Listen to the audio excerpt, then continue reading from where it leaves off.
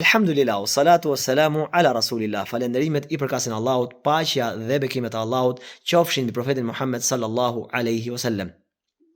Besimtari dhe besimtarja kur të hyjnë në shtëpinë e tyre, duhet patjetër ta përmendin Allahun te baraka ve taala, si tek dera e shtëpisë kur hyjnë në shtëpi, ashtu edhe tek ushqimi, për shkak se nëse nuk e përmendin Allahun, bëhen shkak që të fusin shejtan në shtëpinë e tyre. Thot profeti sallallahu alaihi wasallam në një hadith të saktë që dua them me kuptim.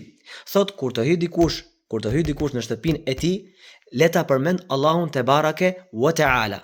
Le ta përmend Allahun te baraka ve taala. Dhe edhe tek ushqimi I tij le ta përmend Allahun te baraka wa taala.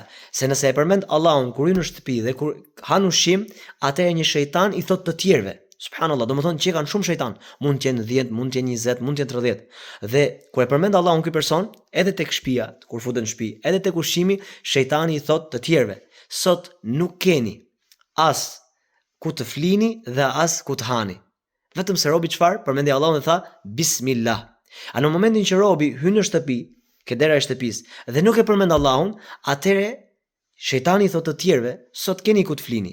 Në momentin ata presin tashmë, nëse gabon edhe nuk thot, edhe nuk e përmend Allahun edhe tek ushqimi.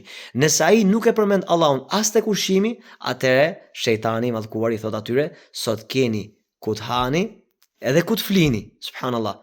Prandaj besimtari duhet të jetë I kujdesshëm që ta përmend Allahun te baraka ve taala. Madje tu rikujtoj familjarëve, sidomos edhe në ushqim. Tu thot domethën familjarëve, pra gruaja burrit, burri gruas, apo fëmijëve, tu thon apo babës dhe nënës, ti thosh: "A e përmendet Allahun? A e përmendet Allahun?" Dhe nëse ata e kanë përmendur Allahun, elhamdulillah, në mënyrë që të mos futet shejtani në shtëpinë tonë, sepse vetëm sherr do sjell dhe jo as pak domethën nuk do sjell hajër. Dhe tjetra që duhet vepruar është që kur hyn në shtëpi, përshëndet e familjen, thuj Esselamu aleikum, paqja qoftë mbi ju. Pra përmende me të mirë familjen, domethën lutu për ta, për mirë, për paqe. Por nëse nuk gjen askënd në shtëpi, atëre të lejohet ty sipas ajetit kuranor dhe hadithe profetike të thuash Esselamu alejna wa ala ibadillahi salihin.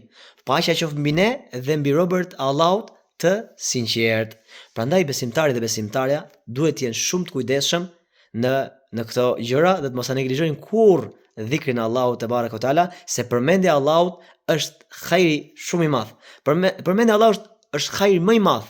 Përmendja e Allahut është drita, është nur. Domethënë të ruan Allahu te baraka ve taala, nëse ti e përmend atë, nga çdo sherr I çdo sherrxhiu, edhe nga xhindet, edhe nga njerëzit, nga çdo lloj krijese të edhomshme. Prandaj dhikrin mos e harroni, e sidomos edhe këtë dhikr që thuhet para se të hysh në shtëpi apo para se të fillosh ushqimin. Alus Allahun e madhruar që ti bëj dobish me këto që than. Allah është për blefën mira, alhamdulillahi rabbil alamin.